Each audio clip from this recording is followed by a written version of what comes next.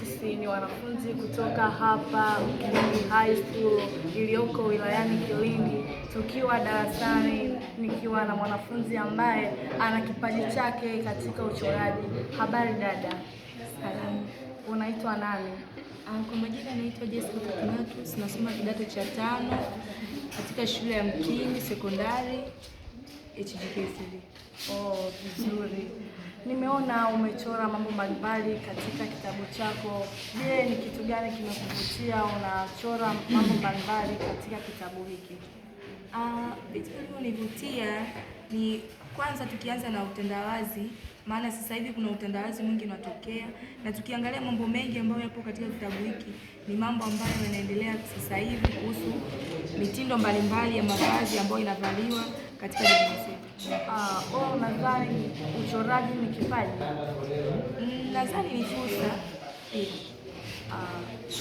Mtu yote anaweza kuwa na uwezo wa kuchora kama ulivyochora hapa? Sio wote, kwa sababu ni baadhi mtu anaweza akawa na kipaji kama hicho, kwa sababu duniani watu tunatofautiana. Kuna mmoja anaweza akawa ana uwezo na mwingine akawa hana uwezo.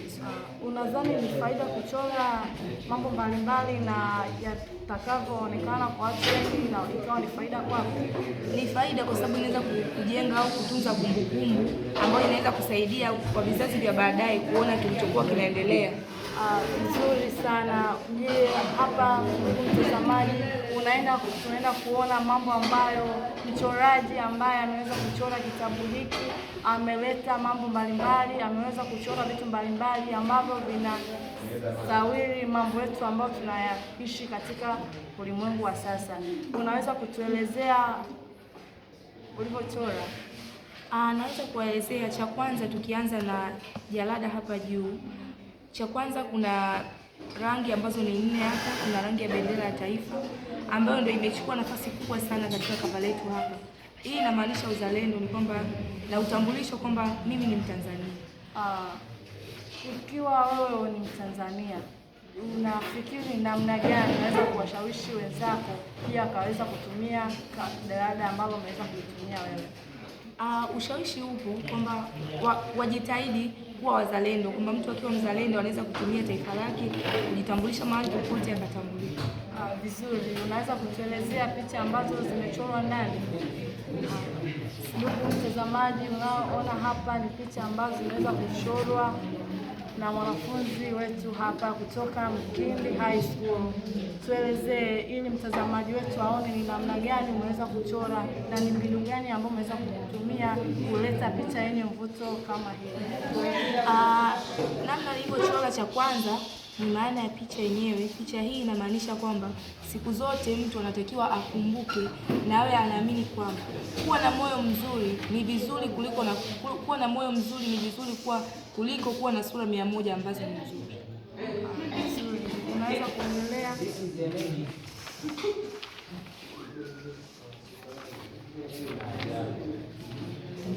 Pia unaweza kutuelezea picha hii inamaanisha nini na kwa nini ulipenda kuchora picha ambayo inaonyesha mtu kuwepo na wanyama pia na miti ikiwemo?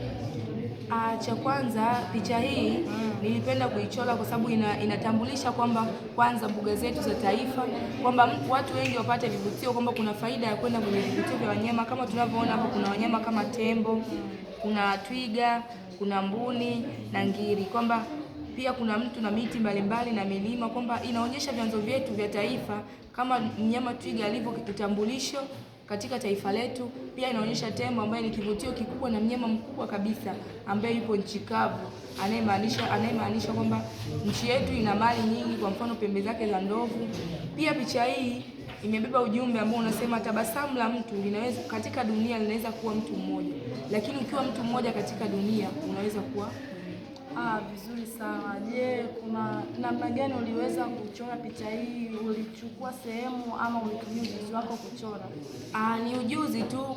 Kwa hapa picha iliyotangulia kabisa kuchorwa ni huyu mtu, ikafuata hapa chini, ikafuata hawa wanyama, then ikafuata hii miti, ikamalizia ikafuatia mlima mdogo ambao uko hapa. Vizuri. Unaweza kuendelea? Kwa kweli picha zinavutia, kama unavyoona picha ni nzuri sana.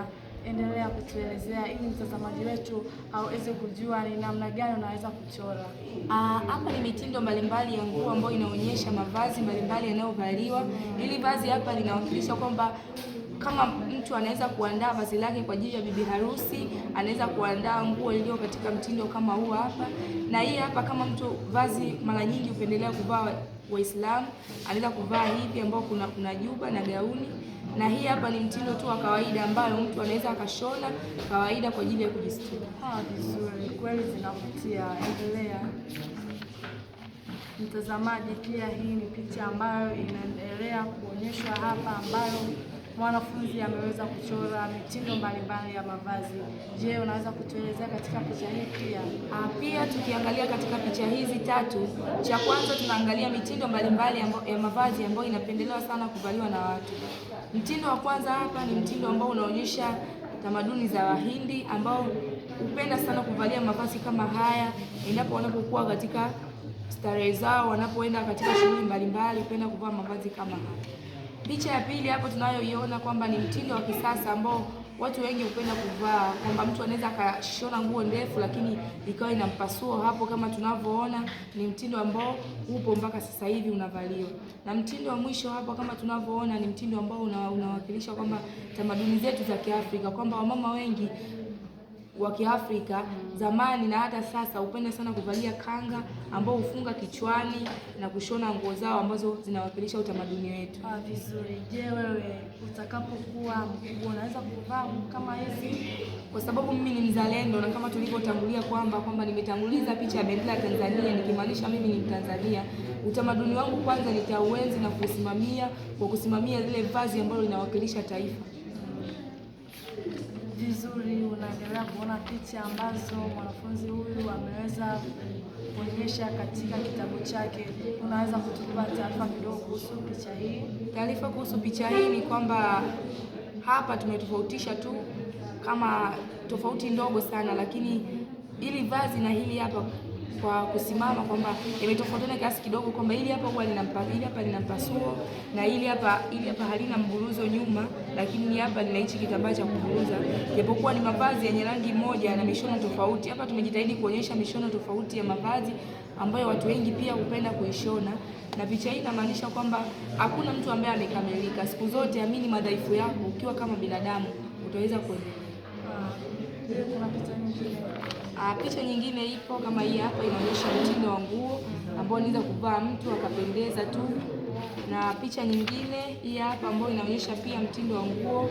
Hii ni kaunda suti safi kabisa ambayo imependeza, amevaa binti yetu hapo au dada yetu hapo, inapendeza kabisa.